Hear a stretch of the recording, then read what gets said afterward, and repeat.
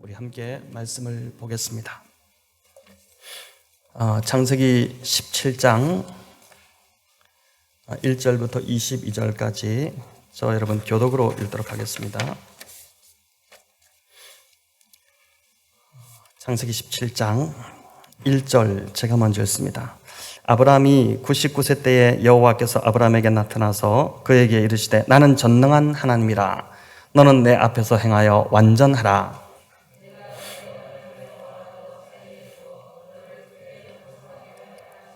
아브라함이 엎드렸더니 하나님이 또 그에게 말씀하여 이르시되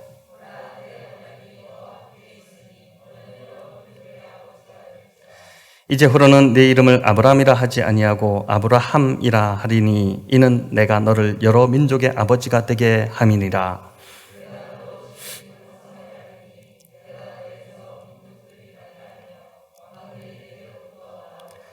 내가 내 언약을 나와 너 및 내 대대 후손 사이에 세워서 영원한 언약을 삼고 너와 네 후손의 하나님이 되리라.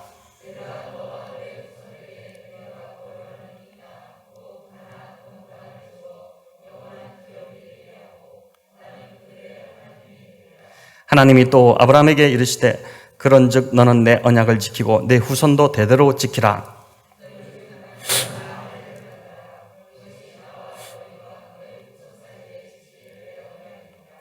너희는 포피를 베어라. 이것이 나와 너희 사이의 언약의 표징이니라.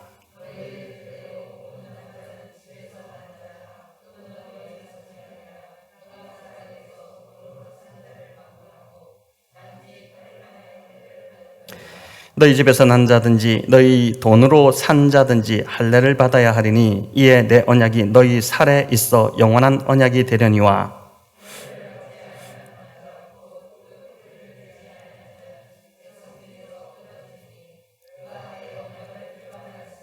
하나님이 또 아브라함에게 이르시되 네 아내 사레는 이름을 사레라 하지 말고 사라라 하라.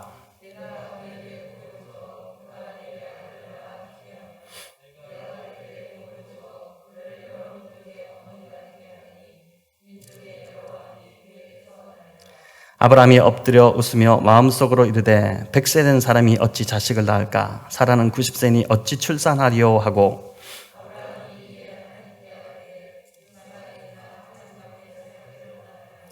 하나님이 이르시되 아니라 네 아내 사라가 네게 아들을 낳으리니 너는 그 이름을 이삭이라 하라. 내가 그와 내 언약을 세우리니 그의 후손에게 영원한 언약이 되리라.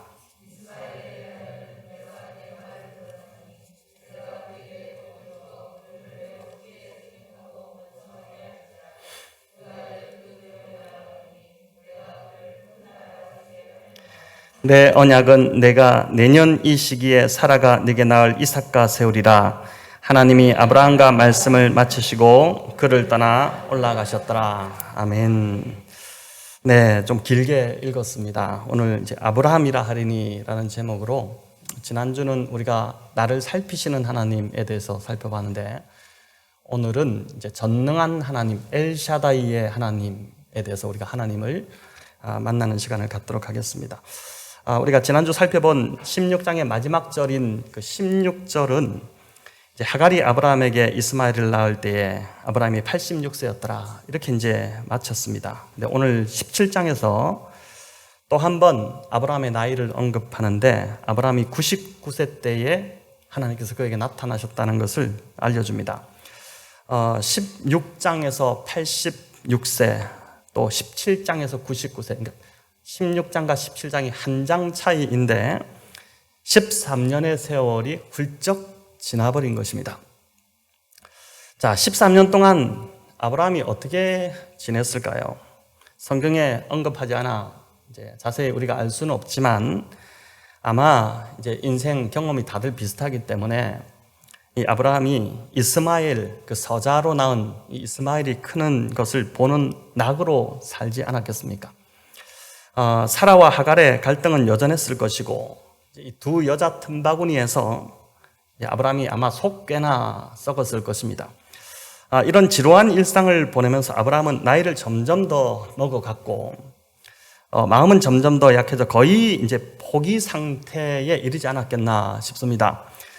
99세, 여러분 결코 적은 나이가 아니죠. 우리가 이제 우리 중에서 99세까지 산다고 장담할 수 있는 사람이 누구겠습니까?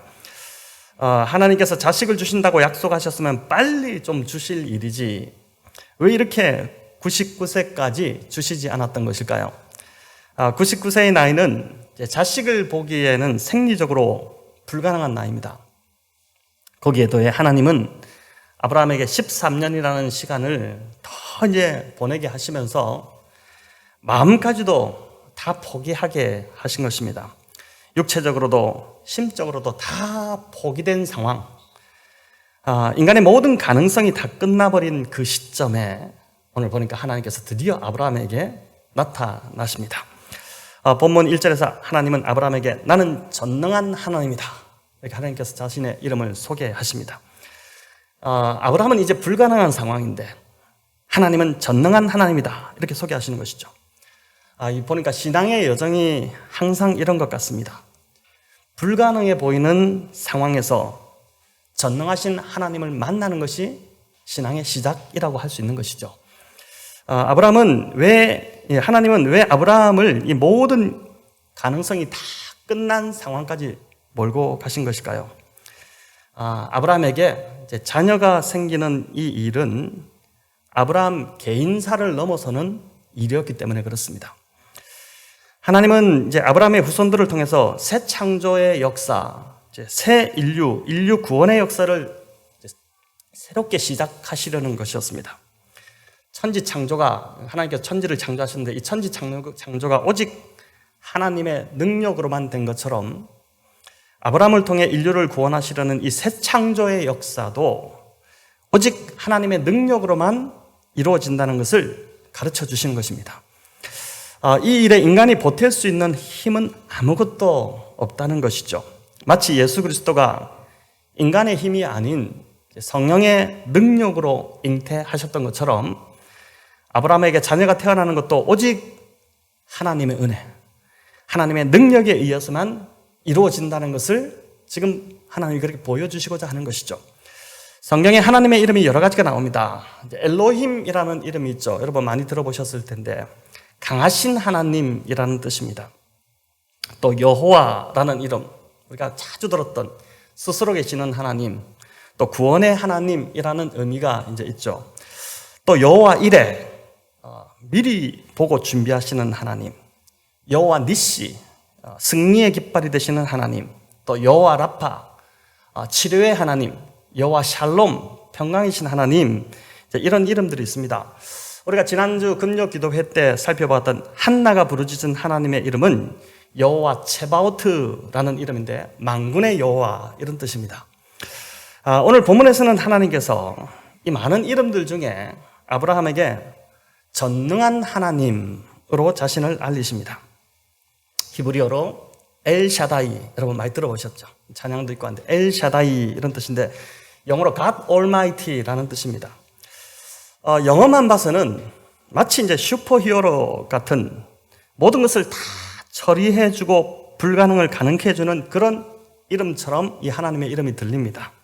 하지만 이 엘샤다이의 원어를 살펴보면 이 이름의 의미가 우리가 생각하는 것과 조금 다르다는 것을 이제 알 수 있습니다. 엘샤다이에서 엘은 신 또는 하나님 이런 뜻입니다. 강하신 하나님인 엘로힘에서 알 수 있듯이 이 엘이라는 자체에 힘과 능력이라는 뜻이 담겨 있습니다. 자, 그럼 샤다이가 무슨 뜻일까요? 여러분, 이 샤다이는 샤드라는 단어에서 파생된 것인데 이게 놀랍게도 어머니의 젖가슴이라는 뜻을 가지고 있습니다. 저도 이제 이번에 이걸 준비하다가 처음 알게 된 사실인데, 여러분, 어머니의 품은 늘 푸근하고 따뜻하고 넉넉합니다. 그렇지 않습니까? 언제든 안겨도 되고, 안길 때마다 참 위로와 쉼과 힘을 얻는 것이 바로 어머니의 품입니다. 이 부드러운 이미지와 전능, 힘, 능력이라는 강한 이미지가, 이 전능한 하나님이라는 이미지가 어울리지 않을 것 같습니다. 전혀 상반된 단어처럼 보이는데, 하지만 생각해보면 세상에서 어머니만큼 강한 존재가 어디 있겠습니까? 자식을 보호하는 면에 있어서는 어머니는 누구보다 강한 용사가 되는 것이죠. 어머니가 진짜 강한 이유는 자식을 위해서 모든 걸 다 내어주기 때문입니다. 심지어 목숨까지도 내어줄 수 있는 대상이 바로 어머니입니다. 허은미 작가가 쓴 엄마 젖이 딱 좋아라는 이제 그림책, 재밌는 동화책이 있습니다. 이 책에 보면 젖은 엄마의 피로 만들어진다는 것입니다. 피는 곧 생명을 뜻하죠. 그래서 엄마 젖에는 이제 생명이 들어있고 아기에게 필요한 모든 영양분이 가득 들어있는 것입니다. 심지어 엄마 젖에는 신기한 항체가 들어있어서 아기가 병균에 병에 걸리지 않도록 해주는 것이죠. 그래서 엄마가 아기에게 젖을 먹이는 이 행위는 자신의 피, 곧 생명을 내어주는 것이기 때문에 자신의 전부를 내어주는 무한한 사랑의 행위라는 것입니다. 이번에 통찰이 참 좋은데, 그래서 엘샤다이의 원어적 의미에는 전능한 하나님 이런 뜻도 있지만, 이 뜻의 속 깊은 의미는 전부를 내어주시는, 생명을 주시는, 이것보다 강한 게 어디 있겠습니까? 생명을 내어주시는, 전부를 주시는 하나님이다, 이런 뜻이 담겨 있는 것입니다. 이런 의미로 요한복음 6장을 보면 예수님이 하신 말씀이 이해되기 시작합니다. 요한복음 6장 52절 우리가 먼저 읽도록 하겠습니다.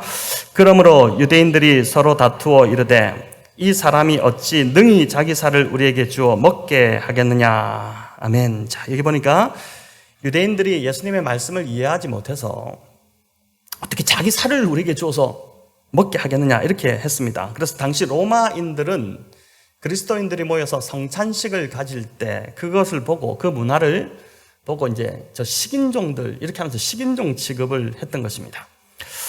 그런데 이어 53절부터 57절까지 우리 좀 길지만 한번 읽어보겠습니다. 예수께서 이르시되 내가 진실로 진실로 너희에게 이르노니 인자의 살을 먹지 아니하고 인자의 피를 마시지 아니하면 너희 속에 생명이 없느니라. 내 살을 먹고 내 피를 마시는 자는 영생을 가졌고 마지막 날에 내가 그를 다시 살리리니 내 살은 참된 양식이요 내 피는 참된 음료로다. 내 살을 먹고 내 피를 마시는 자는 내 안에 거하고 나도 그의 안에 거하나니 살아계신 아버지께서 나를 보내심에 내가 아버지로 말미암아 사는 것 같이 나를 먹는 그 사람도 나로 말미암아 살리라. 아멘. 우리가 성찬식 때 자주 듣는 말씀인데, 엄마의 피가 젖이 되어 아기에게 생명을 주고 성장하게 하듯이 예수님의 살과 피가 참된 양식이 되고 참된 음료가 되어서 우리에게 생명을 주고 또 우리로 하여금 영적으로 자라게 만든다는 것입니다. 이렇게 보니까 구약의 아브라함에게 찾아오신 이 엘샤다이의 하나님은 바로 십자가에서 자신의 전부를 내어주신 예수 그리스도이신 것이죠. 하나님은 이제 13년 만에 아브라함에게 엘샤다이, 전부를 주시는 하나님으로 이제 다시 찾아오셨습니다. 한마디로 말해 자신의 전부를 내어줄 작정을 하고 오신 것인데, 하나님께서 자신의 모든 걸 걸고 아브라함을 믿음의 사람으로 만들어 가시겠다고 작정하고 이제 13년 만에 찾아오신 것입니다. 아브라함 나이 99세에. 하지만 아브라함은 여전히 하나님의 그런 호의를 받을 만한 가치가 없어 보입니다. 그는 이미 13년 전에 큰 사고를 쳤었습니다. 지난주에도 살펴보았듯이 하나님의 약속을 믿지 못하고 하갈을 통해서 이스마엘을 낳은 것입니다. 이스마엘은 한마디로 말해서 불신의 씨앗이었죠. 하나님의 약속을 믿지 못하고 하나님을 기다리지 못해서, 하나님의 그 시간을 기다리지 못해서 인간적인 방법을 써서 낳은 아들이 이제 이스마엘이었습니다. 이후 하나님은 13년간 침묵하셨습니다. 아브라함이 얼마나 눈치가 보였겠습니까? 하나님이 자주 나타나셔서 말씀하시던 하나님이 13년간 아무 말씀도 없는 것입니다. 13년이 결코 짧은 세월이 아니죠. 여러분, 부부싸움하고, 오늘 혹시 오시는 길에 또 부부싸움하고 오신 분들이 있을지 모르겠는데, 부부싸움하고 서로 며칠 말을 안 해도 굉장히 불편한데요. 아브라함 마음이 지금 얼마나 불편했겠습니까? 그래서 아브라함은 내심 하나님이 나타나셨을 때 굉장히 기쁘고 감사하기도 했겠지만, 불안한 마음이 덜컥 들었을 것입니다. 아니, 호통치지 않으실까? 이제 내가 너를 버렸고 너는 약속에서 이제 완전히 배제됐다. 너는 제외된 사람이다. 이렇게 하지 않을까 하는 불안감이 이제 있었을 것입니다. 그런데 하나님이 나타나셔서 하신 말씀 첫 마디가 나는 엘샤다이의 하나님이다. 이렇게 하신 것이죠. 나는 전능의 하나님이고 아브라함 너에게 마치 엄마가 품 안에 있는 아기에게 자신의 전부를 주듯 나의 전부를 주기 위해서 너에게 다시 찾아왔다. 이렇게 하신 것입니다. 성도 여러분, 이 분위기에 가장 잘 어울리는 단어가 있는데 그 단어가 바로 은혜라는 단어입니다. 은혜의 정확한 의미는 정의를 하면은 받을 자격이 없는 자에게 거저 주어지는 선물. 이게 은혜죠. 받을 자격이, 아브라함은 지금 이런 하나님의 호의를 받을 자격이 전혀 없어 보이는데 하나님께서 지금 다시 14년 만에 나타나셔서 대단한 은혜를 지금 아브라함에게 베푸시는 것입니다. 자, 이 은혜의 선물을 받은 대표적인 신약의 인물을 꼽으라면은 삭개오를 우리가 들 수 있습니다. 여러분, 성경에서 대표적인 사기꾼 한 명을 꼽으라면 누굴 꼽겠습니까? 단연코 삭개오입니다. 그는 1세기 로마의 세리장이었습니다. 누구라도 속이고 한 푼이라도 더 뜯어냈던 자입니다. 로마 정부는 그런 세리장들의 사취를 묵인했었죠. 왜냐하면 그래야지만 자신들이 세금을 거둘 수 있었기 때문입니다. 이런 권리를 악용해서 삭개오는 뜯어낼 수 있는 것은 전부 다 뜯어냈습니다. 그 덕에 그는 부자가 됐고 오늘로 말하면 고급 승용차에 명품 옷에 여리고의 아주 고급 빌라에서 화롭게 살던 자였습니다. 그런 그에게 어느 날 예수님이 여리고를 지나간다는 소문이 들립니다. 빽빽이 들어선 사람들 그 틈으로 그가 예수님을 보려고 나갔지만 키 작은 삭개오가 앞으로 나아가는 걸 군중들이 결코 허락하지 않습니다. 왜냐하면 그는 이미 낙인 찍힌 사기꾼이었기 때문에 그 동네에서 이 삭개오를 다 못된 사람으로 알고 있기 때문에 그랬던 것이죠. 어쩔 수 없이 그는 옆에 있던 돌무화과 나무로 이제 올라갔습니다. 생각해 보십시오. 고급 양복에 명품 구두를 신고 나무 위를 오르는 이 삭개오의 모습이 얼마나 우스꽝스럽습니까? 하지만 그는 예수님을 잘 볼 수 있기만 한다면, 예수님을 한 번이라도 좀 볼 수 있기만 한다면 더한 일도 할 수 있을 것 같았습니다. 그 수많은 돈으로 채울 수 없었던 공허함과 허전함, 이게 왠지 저분을 내가 만나면 이게 채워질 것 같다는 그런 확신이 찾아온 것입니다. 삭개오는 이 나무 위에 있던 삭개오는 자신의 귀를 의심했습니다. 그리고 나무 위에서 눈을 돌려서 옆에 같이 있던 다른 사람들을 막 쳐다봤습니다. 그런데 예수님이 분명히 자기를 쳐다보시고 자기의 이름을 지금 부르고 계신 것입니다. 처음 만난 자신을 부르는 것입니다. 자, 우리 누가복음 19장 5절 같이 읽어볼까요? 예수께서 그곳에 이르사 쳐다보시고 이르시되 삭개오야 속히 내려오라. 내가 오늘 네 집에 유하여야 하겠다 하시니라. 자, 여러분, 이 주님의 부드러운 음성과 자신을 바라보시는 이 미소 속에서 그날 삭개오의 마음이 완전히 다 녹아버렸습니다. 여리고 그 도시에 널린 게 집이었는데 예수님은 삭개오의 집을 택하셨습니다. 그의 집은 평소에 불법 자금이 이제 들락달락하고 이웃들이 다 손가락질하는 더러운 집이다. 이렇게 하는 그 집이었는데 그날 예수님이 거기 계심으로 이 삭개오의 집이 굉장히 아름답게 빛나는 집으로 바뀌어버린 것이죠. 여러분, 어디 삭개오뿐이겠습니까? 저와 여러분 역시 예수님의 호의와 은혜를 받기에는 가치 없고 자격 없던 자들이었습니다. 로마서 5장은 이 사실을 우리에게 이렇게 증언합니다. 우리 로마서 5장 6절에서 8절 같이 읽겠습니다. 우리가 아직 죄인 연약할 때에 기약대로 그리스도께서 경건하지 않은 자를 위하여 죽으셨도다. 의인을 위하여 죽는 자가 쉽지 않고 선인을 위하여 용감히 죽는 자가 혹 있거니와 우리가 아직 죄인 되었을 때에 그리스도께서 우리를 위하여 죽으심으로 하나님께서 우리에게 대한 자기의 사랑을 확증하셨느니라. 아멘. 우리가 의롭고 자격이 있을 때에 주님이 우리를 위해서 죽으신 것이 아니라 전혀 가치 없고 자격 없던 그래서 내 죄로 인해서 심판받고 죽을 수밖에 없었던 저와 여러분을 위해서 2000년 전에 우리 주님께서 자신의 전부를 내어주셨습니다.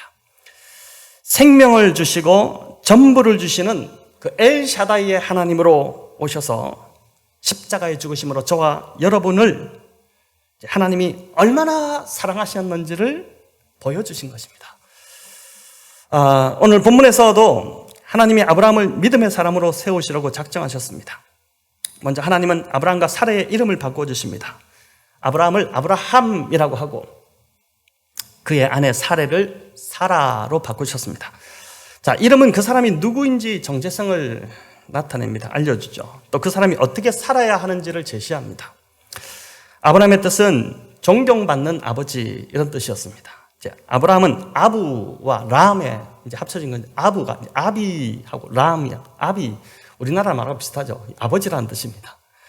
그러니까 람은 이제 존귀하다 이런 뜻이죠. 그래서 아브라함 하면은 존경받는 아버지, 존귀한 아버지 이런 뜻입니다. 이 뜻도 참 좋지 않습니까?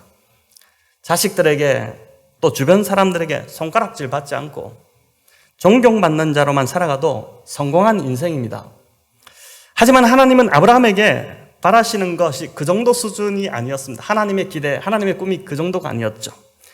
자, 아브라함, 바뀌어진 이름, 아브라함은 아부가 이제 또 아비라는 뜻이고, 라함은 많은 무리라는 뜻입니다. 한 가정에서 존경받는 수준을 넘어서 많은 무리, 모든 민족들의 아버지가 되는 것이 하나님의 꿈이었습니다. 여러분, 이 하나님의 꿈 계획, 우리를 향하신 꿈이 참 상상할 수 없을 정도로 크지 않습니까? 사람들에게 존경받는 자로 살아가는 것도 성공한 인생이겠지만 하나님께서 원하시는 수준은 내가 존경받고 내가 존귀하게 되는 것을 넘어서 나 자신이 다른 사람들에게 복이 되는 삶을 살기를 바라시는 것입니다. 영적인 거룩한 영향력을 미치기를 원하시는 것이죠. 어디를 가든지 누구를 만나든지 나로 인해서 그 상대가 하나님을 알게 되고 그리고 하나님을 믿고 하나님의 복을 받을 수 있도록 나로 인해 나와 관계된 자들이 행복해지는 삶을 살 수 있도록 하기 위해서 저와 여러분을 부르시고 지금 믿음의 사람으로 만들어가고 계시다는 것이죠. 하나님은 아브라함뿐만 아니라 그의 아내 사라의 이름도 바꾸셨습니다. 사라는 공주라는 뜻이었습니다. 본래 여러분 이 이름 뜻처럼 보건대 사라는 고향 갈대아 우르에서 좋은 신분으로 공주처럼 잘 살고 있던 여인이었던 것 같습니다. 하나님은 사라를 사라로 바꾸셨습니다. 사라가 사라보다 더 큰 의미인데 왕비, 여왕 이런 뜻입니다. 즉 아브라함처럼 사라도 민족의 여러 왕들을 낳을 열국의 어머니로서의 삶을 살도록 하신 것입니다. 여러분 부부는 한 몸입니다. 같이 갑니다. 남편이 이런 부르심을 받았다면 아내도 그런 부르심 가운데 같이 걸어가야지 그 가정이 행복한 가정이 되는 것입니다. 한 사람만 그 부르심으로 가면 안 되는 것이죠. 이제 16절이 이제 사라의 그 부르심을 설명하는데 우리 같이 한번 읽어보겠습니다. 내가 그에게 복을 주어 그가 내게 아들을 낳아 주게 하며 내가 그에게 복을 주어 그를 여러 민족의 어머니가 되게 하리니 민족의 여러 왕이 그에게서 나리라. 아멘. 자, 대단한 그 비전을 받았는데 자, 그런데 말이 쉽지 99세의 노인이 평생 사용한 이름을 바꾼다는 것이 어디 쉬웠겠습니까? 아들 하나 없는데 이름은 여러 민족의 아버지입니다. 사라도 마찬가지죠. 89세에 당장 자식 하나 지금 없는데 그런 처지인데 이름은 여러 민족의 어머니입니다. 자식을 한 명도 못 낳은 여자가 자기 집안의 지금 식솔들에게 또 이웃 주변 사람들에게 나를 이제부터 열국의 어머니다 이렇게 새로운 이름이라고 부르라고 하는 것이 얼마나 낯뜨거웠겠습니까? 이스마엘과 하갈이 얼마나 비아냥거렸을지를 충분히 이제 상상을 할 수 있는 것이죠.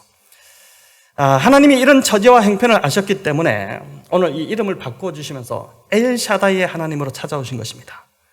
나는 전능한 하나님이다. 나를 믿으라는 것입니다.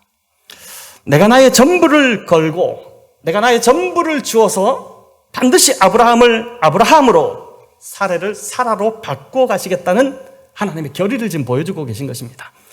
성도 여러분, 세상은 사람이 잘 안 바뀐다고 말합니다. 조금 바뀐 것 같다가도 또 돌아갈 거라고 합니다. 그래서 오늘 같은 이런 설교를 들어도 내 주제에 내가 뭘 하겠다고 그냥 하루하루 남들에게 폐 안 끼치고 살면 되는 거지 이렇게 합니다. 또 내가 얼마나 의지가 약한 자인데 이렇게 하면서 나는 다른 사람은 몰라도 나는 할 수 없을 거라고 그렇게 자신 없어 합니다. 물론 하나님은 저와 여러분의 지금 있는 모습 그대로도 굉장히 사랑하십니다. 하지만 하나님은 우리를 정말 사랑하시기 때문에 이 모습 이대로 그냥 두지 않으십니다. 우리를 향해 갖고 계신 하나님의 더 높고 큰 꿈을 직접 이루어 가시는 것입니다. 우리가 할 수 없다는 걸 아시기 때문에 우리는 할 수 없죠. 우리 힘으로 어떻게 하겠습니까? 그렇기 때문에 그 일을 위해서 자신의 전부를 주시는 엘샤다이의 하나님으로 저와 여러분에게 찾아오시는 것입니다. 오늘 본문 7절이 참 중요한데 우리 같이 한번 읽어보겠습니다. 내가 내 언약을 나와 너 및 대대 후손 사이에 세워서 영원한 언약을 삼고 너와 내 후손의 하나님이 되리라. 아멘. 자, 여기 보십시오. 하나님이 지금 언약을 맺으셨는데 아브라함하고만 맺지 않으셨습니다. 내가 내 언약을 나와 너 및 내 대대 후손 사이에 세워서 영원한 언약을 삼고 너와 내 후손의 하나님이 되리라. 자, 언약을 아브라함하고만 맺지 않고 아브라함의 후손하고도 맺겠다는 것입니다. 처음으로 이게 등장합니다. 우리는 아브라함이니까 이렇게 할 수 있는데 아브라함의 후손하고도, 그러니까 아브라함의 하나님만 되지 않고 아브라함의 후손의 하나님도 되시겠다고 지금 약속하고 계세요. 하나님이 지금 하나님 입으로 약속하시는 것입니다. 여러분, 이렇게 보면 저와 여러분이 아브라함의 후손만 되면 엘샤다의 아브라함을 만나셨던 하나님이 저와 여러분의 하나님일 뿐 하나님이 되신다는 것이죠. 자, 갈라디아서 3장 7절 중요한 말씀 우리 읽습니다. 같이 읽습니다. 그런즉 믿음으로 말미암은 자들은 아브라함의 자손인 줄을 알지어다. 아멘. 여러분, 좀 더 쉽게 알아듣지 못하시면 세 번역으로 그러므로 믿음에서 난 사람들이야말로 아브라함의 자손임을 여러분은 아십시오. 자, 무슨 말입니까? 혈통적 유대인들이 아브라함의 자손이 아니라 예수 그리스도를 믿는 저와 여러분이 진정한 아브라함의 자손이라는 것입니다. 저와 여러분이 예수 그리스도를 구주로 영접하고 나의 주인으로 믿고 모시기만 하면 저와 여러분도 아브라함의 자손이 되는 것이고, 그렇다면 이 언약, 지금 창세기 17장에서 하나님이 자신을 걸고 약속하시는 이 언약이 그대로 나에게도 유효하게 된다는 것입니다. 여러분, 이 말씀을 믿음으로 여러분 것으로 취하시는 복된 성도님들 되시기를 축복합니다. 하나님은 아브라함에게 하셨던 것처럼 오늘 저와 여러분에게도 엘샤다의 하나님으로 찾아오실 것입니다. 우리의 지금 모습은 비록 의지도 약하고 가치도 자격도 없는 것처럼 보이지만 하등 가치 없던 삭개오의 집에 찾아오셔서 그를 하나님 나라에서 아주 가치 있는 자로 바꾸어내셨던 것처럼 그렇게 자신의 전부를 내어주셔서 저와 여러분을 아브라함 같은 그런 영적 영향력을 끼치는 그런 가치 있는 자로 바꾸어 가신다는 것입니다. 자, 이제 본문에서 한 가지 더 다루게 될 게 할례입니다. 여러분, 할례는 언약의 표징입니다. 우리 결혼식을 다, 이제 결혼하신 분들은 결혼식을 다 하셨는데 결혼식 할 때 신랑 신부가 뭐랍니까? 혼인서약을 서로 읽습니다. 평생을 이렇게 살겠다는 혼인서약을 하고 나서 그 다음 하는 게 뭡니까? 반지 교환을 하죠. 이 서약한 대로 평생 사랑하며 살겠다는 증표로 반지를 주고받는 것입니다. 마치 이처럼 할례는 아브라함과 그의 후손들이 하나님과 맺은 그 언약을 지키겠다는 증표로 할례를 받은 것입니다. 여러분, 10절 11절 같이 읽습니다. 너희 중 남자는 다 할례를 받으라. 이것이 나와 너희와 너희 후손 사이에 지킬 내 언약이니라. 너희는 포피를 베어라. 이것이 나와 너희 사이에 언약의 표징이니라. 하나님은 하필 언약의 증표로 왜 남성의 포피를 베어내라고 하셨을까요? 몇 가지 의미를 여기에 담아볼 수 있는데, 첫째는 남성의 포피를 베는 이 행위는 남성성을 완전히 포피 일부를 베어내지만 남성성 전부를 제거한다는 상징이 담겨 있습니다. 남성성을 제거한다, 이것은 곧 죽음을 의미하는 것이죠. 엘샤다이 하나님과 언약을 맺은 자라면은 이제 나의 옛사람은 죽었고 나는 새로운 하나님이 백성이 되었다는 것을 알려주는 상징이 할례입니다. 여러분, 이는 세례에서도 똑같이 이 의미가 드러납니다. 그래서 바울은 골로새서 2장에서 구약의 할례를 신약의 세례로 재해석해냅니다. 세례를 언급하면서 뭐라고 합니까? 너희가 손으로 하지 아니한 할례를 받았다, 이렇게 이야기하죠. 할례가 구약의 언약 백성의 증표였다면 신약은 물 세례와 성령 세례를 받고 하나님의 백성이 되었다는 것입니다. 이제 할례를 받는 것이 남성성을 제거하여 그 사람이 죽었다는 것을 상징했다면 세례 역시 우리는 뭐 그냥 물 뿌리는 정도지만 원래는 침내지 않습니까? 집어넣는 거거든요, 물속에. 완전히 집어넣음으로 옛사람은 죽었고 이제 다시 물에서 끄집어내므로 너는 새 사람이 되었다, 하나님 새로운 백성이 되었다, 이게 상징하는 게 세례지 않습니까? 또 할례 때에 살을 베어내므로 피를 흘림으로 언약 백성이 되듯이, 피를 흘려야 언약 백성이 되듯이 예수 그리스도의 신약에서 피 흘리심으로 저와 여러분이 하나님 백성이 되었다는 것이죠. 또 할례는 우리가 하나님의 백성이라는 것을 늘 기억나게 해주는 표시입니다. 여러분 13절에 보면은 내 언약이 너희 살에 있어 영원한 언약이 되려니와, 이렇게 너희 살에 있어, 내 언약이 너희 살에 있어. 할례의 표식을 늘 몸에 지니고 있기 때문에 늘 언약을 기억할 수밖에 없는 것입니다. 주일에 한 번만 하나님을 기억하는 것이 아니라 늘 매일매일 매순간 하나님을 기억하도록 만드는, 나는 하나님의 백성이라는 것을 잊지 않도록 만드는 것이 할례입니다. 여러분, 또 할례는 남자의 몸에 가장 소중하고 가장 내밀한 곳에 행해졌습니다. 이게 무엇을 의미할까요? 내 삶에 가장 소중하다고 생각하는 영역, 또 아무도 보지 않는 나만 아는 영역에서도 하나님의 백성들은 하나님의 통치를 받고 하나님의 언약 백성답게 살아가야 한다는 것입니다. 내 안의 은밀한 욕망들, 돈과 관련된 문제들, 또 나의 가정생활 등에서 보이지 않고 남이 모르는 그 영역에서 하나님 백성답게 살아가라는 것입니다. 고린도서 10장 5절에서 바울은, 우리가 이제 큐티를 통해서 살펴봤지만, 모든 생각을 사로잡아 그리스도에게 복종하라, 이렇게 말씀하죠. 그러니까 할례는 우리가 할례를 받음으로, 세례를 받음으로 이제는 이 모든 생각까지 하나님의 다스림을 받도록 해야 한다는 것이죠. 자, 마지막으로 할례에서 가장 중요한 원칙은 차별이 없다는 것입니다. 여러분, 모두가 다 대상이 됩니다. 12절 13절에 보면 집에서 난 자나 돈으로 산 자나 이방인까지도 다 할례를 받도록 했습니다. 가난하다고, 많이 배우지 못했다고, 사회적 지위가 낮다고 할례에서 제외시키지 않았습니다. 값없이 자격과 조건과 관계없이 주어지는 것이 할례였습니다. 이것이 여러분 은혜인 것이죠. 그리스도 안에서 모든 자에게 지금도 하나님의 백성이 될 수 있도록 문이 열려 있습니다. 아직 이 은혜의 문으로 들어오지 않으신 분들이 오늘 이 자리에 계시다면 활짝 열린 은혜의 문으로, 그냥 교회 다니는 내 교인이다, 내가 수십 년간 신앙생활 하는데 무슨 소리 하느냐, 이게 아니라 진짜 내가 내 마음의 할례를 받고 그리스도 그 안으로 내가 들어갔는가, 이걸 정직하게 좀 돌아보시고, 그렇지 않다면은 오늘 이 은혜의 문으로 들어오시기를 축원합니다. 자, 이제 말씀을 뵙겠습니다. 구약에서 엘샤다이라는 이 하나님의 이름이 가장 많이 등장하는 곳이 있습니다. 엘샤다이, 여러분 어디입니까? 어디인 줄 아십니까? 참 이게 의외로 엘샤다이가 이제 구약에서 48에 나오는데 그 중에 욥기에서 무려 31회가 나옵니다. 참 놀랍습니다. 성경에서 욥기는 고통의 책입니다. 모든 것을 다 잃어버린 자가 욥이었습니다. 가족도, 재물도, 친구도, 아내도 다 잃어버렸습니다. 그런데 왜 자신이 그렇게 되었는지 이유를 알 수 없었습니다. 가장 친했던 세 친구가 찾아와서 욥에게 했던 말이 욥을 더 힘들게 했죠. 아니 땐 굴뚝에 연기 나겠느냐, 네가 지금 무슨 죄를 지었기 때문에 이런 벌을 받는 거지, 그러니 빨리 회개하라, 이렇게 한 것이죠. 여러분, 이런 욥에게 하나님께서 구약에서 가장 많이 엘샤다이의 하나님으로 찾아오셨습니다.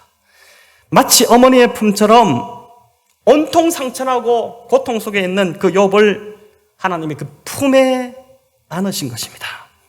하나님이 안으시니 욥의 모든 상처가 다 치료되었고, 그가 가졌던 분노도, 사람에 대한 원망도 다 회복이 되었습니다. 그래서 욥기 5장 18절에 이런 말씀이 있습니다. 우리 마지막으로 한번 읽어볼까요?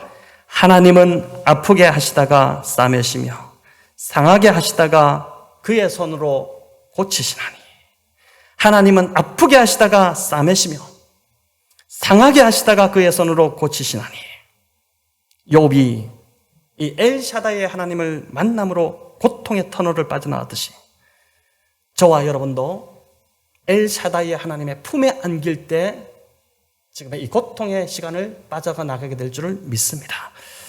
오늘 이 아브라함처럼 여전히 미래가 보이지 않는 분들이 있습니까? 하나님의 응답이 더디어서 기다리기 이제 지치신 분들이 있습니까? 또 지금 지고 있는 이 인생짐이 너무 무거워서 견디기가 힘드십니까? 오늘 이 자리에 엘샤다의 하나님이 우리를 찾아오셨음을 믿으시길 바랍니다. 아브라함 되게 만들어 가시는 모든 것을 다 내어주시는 그 엘샤다의 하나님, 그 하나님 붙드시고 승리하시는 우리 복된 성도님들 다 되시기를 주님의 이름으로 축원합니다.